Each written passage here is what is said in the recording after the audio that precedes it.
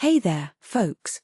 Today, we're diving into a fascinating yet concerning topic, the spread of raccoon rabies in Quebec and the measures being taken to tackle this public health issue. It's a story that highlights the delicate balance between human activity and wildlife, and the potential consequences when that balance is disrupted. So, let's start with the basics. Rabies, as many of you know, is a viral disease that affects the nervous system of mammals, including humans. It's typically transmitted through the bite or scratch of an infected animal, and it's almost always fatal if left untreated. Now, imagine this deadly virus spreading among raccoons, one of the most common wildlife species in urban and rural areas. That's exactly what's happening in Quebec, and it's a cause for concern.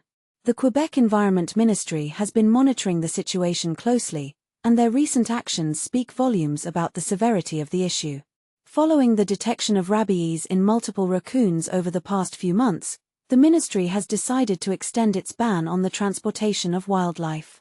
This ban, which initially covered the Montérégie and eastern Townships regions, is now being expanded to include the Centre-du-Québec region as well. The reason? To prevent the further spread of rabies in areas currently free of cases. Personally, I find this approach fascinating. It's a proactive measure aimed at containing the virus and protecting both wildlife and human populations. By restricting the movement of potentially infected animals, the ministry is essentially creating a barrier to prevent the disease from spreading further. It's like a strategic move in a game of chess, where you anticipate the opponent's next move and block their path. But here's the kicker: the ban isn't just limited to raccoons. It also includes red and grey foxes, striped skunks, and coyotes. That's right, a whole range of wildlife species are now subject to this transportation ban. And the impact is significant. With the extension, a total of 283 municipalities across these three regions are now affected by the ban, which will remain in place until at least October 6. That's a substantial portion of Quebec's territory. Now, let's talk numbers. Over 200 cases of raccoon rabies were detected in the province between December 2024 and July 2026. That's a significant outbreak, and it's a stark reminder of the importance of taking proactive measures. The ministry's decision to extend the ban is a clear indication that they're not taking any chances with public health. But what about the animals themselves? Well, the ministry has a plan for that too. From August 3 to September 13, they'll be distributing close to 815,000 oral rabies vaccines across an area of about 5,500 square kilometers. That's a massive vaccination campaign. The vaccine bait, which resembles a khaki green ravioli, yes, you read that right, will be strategically placed in various locations known to attract the target species: raccoons, skunks, and foxes.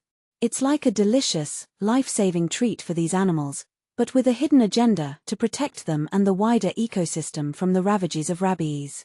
However, it's not just about vaccinating wildlife.